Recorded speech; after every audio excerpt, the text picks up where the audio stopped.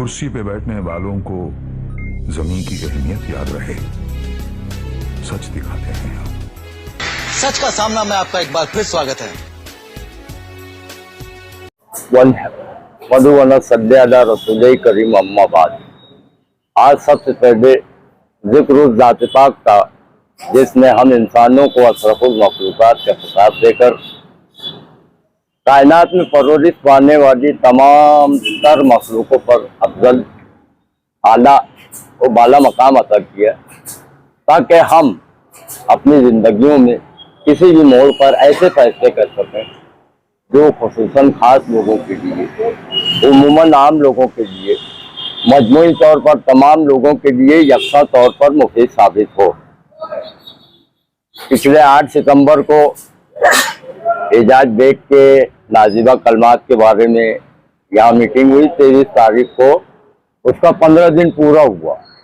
जैसा कि आयशा नगर police station के बारे में इन्होंने बताया, वो सब चीज ऑफिसरों का ऐसा कहना है, अच्छे ऑफिसर है वो भी चाहते हैं कि ऐसा ना हो। उन्होंने ये भी कहा हम लोगों से कि मुस्तकीम और एजाज बेग को हम खुद यहाँ ला के उनका वो करेंगे, तुम अभी जरा, यानी उन पे भी ये चीज का वो है। और सिक्योरिटी के ताल्लुक से मालूम पड़ा तो सिक्योरिटी के ताल्लुक से मेरी ऐसी मालूमात है कि सिक्योरिटी पूरी दुनिया में आज तक किसी को नहीं बचा सकी। जॉन एफ कैनेडी को चलती गाड़ी में गोली मार दी गई, अमेरिका के सदर को, सऊदीया के शाह फैसल को खुद उनके भतीजे ने गोली मार दी, कोई सिक्योरिटी नहीं बचा पाई।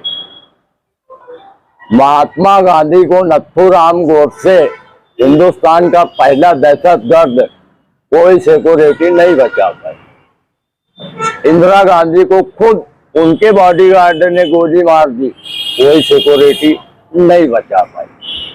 राजीव गांधी बम के ऊपर, कोई सिक्योरिटी, तो सिक्योरिटी नाम की कोई चीज का, और कोई गोबर के ऊपर सिक्योरिटी लेके चले, ये तो खुद उनके मुंह पे, यानी डार्क कलर पहले ही लग गया। बोले दफड़े लोग, अबे दफड़े से इतना डर, उर्दू डंडे वाला ले के रख। हम लोग भी सामान साथ में रखा थे, कानूनी हाई कोर्ट तक का। तो एजाज बेग साहिब से बस यही गुजारिश है कि हमने अपना कोई इरादा न तब्दील किया है न बदला है। आयशा नगर पुलिस स्टेशन के पीआई की जबानी के हिसाब से हम मतलब उनसे भी मुतासिर हैं कि वो कुछ न कुछ शहर का भला चाहते हैं, तो इसलिए हम मुश्तरका 8 दिन की मोहलत और दे देते हैं एजाज बेग साहब को। चाहे वो जाके पुलिस स्टेशन में उनसे मंगवावे, मीडिया वो खुद बुलवाएंगे, चाहे कहीं अंधेरे में अल्लाह रसूल से माफी मांग ले कि अंधेरे में वो उसे बचाओ।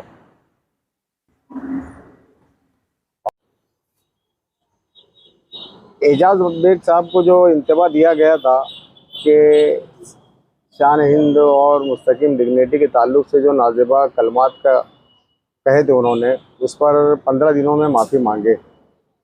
15 दिन मुकम्मल होने के बाद भी उन्होंने किसी किस्म की कोई रद्दअमल सामने नहीं आया, कोई माफ़ी उफ़ी नहीं मांगी।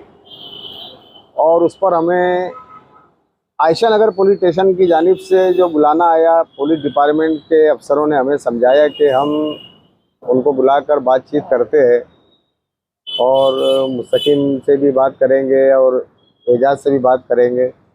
लेकिन पुलिस डिपार्टमेंट की तरफ से तो उतना नहीं हुआ। लेकिन मालेगांव शहर कांग्रेस सदर को होम गार्ड की सिक्योरिटी दी गई है। आज वो अपने साथ होम गार्ड लेके, मतलब उनके ऑफिस के बाहर होम गार्ड पहरे पर है। बस इतना देखे हमने तो मुस्लिम डांडे पहलवान ने जो कहा है कि हम हमारी जानिब से 8 दिन का और उनको वक्त देते हैं पुलिस के इसरार पर। उसके बाद हम हमारा जो ऐलान है वो ऐलान के मुताबिक बराबर हम अमल करेंगे और उसमें हम पीछे हटने वाले नहीं है। और उसके अलावा और भी अलग तरीके से तहरीक चलाएंगे, उसका बाकायदा परमिशन दाखिल करेंगे।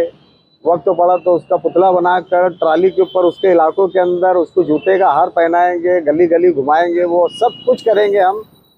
बाकी छोड़ेंगे तो नहीं, ये तहरीक से पीछे हटने वाले नहीं। बोलो। तेरी हर बात मोहब्बत में गवारा करके, दिल के बाजार में बैठे हैं खसारा करके। मैं वो दरिया हूँ कि हर बूंद भंवर है जिसकी, मैं वो दरिया हूँ कि हर बूंद भंवर है जिसकी, तुमने अच्छा ही किया मुझसे किनारा करके, तुमने अच्छा ही किया मुझसे किनारा करके। एक बात दरअसल ये अर्ज़ करनी थी कि आप लोगों को मालूम है कि मालेगांव शहर समाजवादी पार्टी के ज़िम्मेदारान की जानिब से, वर्करों की जानिब से एक इंतबा दिया गया था शहर के एक लीडर के लिए, क्योंकि उन्होंने हमारे लीडर के लिए नाजिबा कलमात का इस्तेमाल किया था और उसी के लिए हमें आयशा नगर पुलिस स्टेशन से एक नोटिस दी गई या हमें वहाँ बुलाया गया 15 दिन मुकम्मल होने पर। पीआई साहब ने हमें बुलाया, गौतम साहब ने, गौतम ताइड़े साहब ने हमें बुलाया और बुला करके तमाम वर्कर्स के नाम थे वहाँ पर और उनको जो है तो समझाया गया कि आप ऐसा कदम न उठाएं जिससे शहर का लॉ एंड ऑर्डर ख़राब हो। तो हम कानून का भी एहतराम करते हैं और इसीलिए हम इस बात का यहाँ पर ऐलान करते हैं कि जो सामने पार्टी है यानी मेरी मुराद जनाब एजाज बेग साहब को चाहिए कि 15 दिन मुकम्मल होने के बाद हम उन्हें 8 दिन का और टाइम देते हैं, 8 दिन का और वक्त देते हैं कि वो सिर्फ और सिर्फ इतना करें कि वो माफ़ी मांग लें। जिस तरीके से उन्होंने बात की है, नाजिबा कलमात हमारे लीडर के लिए कहे गए, शान हिंद साहिबा के लिए बिलखुसूस और मुस्तकिम डिग्निटी साहब के लिए, तो ये अच्छी बात नहीं है। आप माफ़ी मांग लें, वो मामला यहीं पर ख़त्म हो जाएगा, क्योंकि कानून का एहतराम अगर हम करते हैं तो आपके ऊपर भी लाजिम आता है कि आप भी कानून का एहतराम करें और आप माफ़ी मांगें।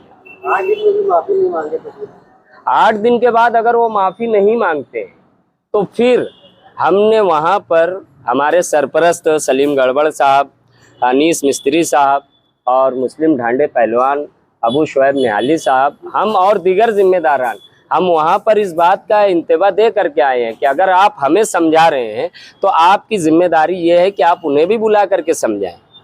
अब वो अगर ले करके कोई सिक्योरिटी चल रहे हैं या कुछ ऐसा चल रहे हैं तो ये अच्छी बात नहीं है। ये इसका मतलब कि वो तमाशा खुद बना रहे हैं या तमाशा वो खुद बनना चाहते हैं। तो बेहतर ये है कि उनको माफ़ी मांगना चाहिए।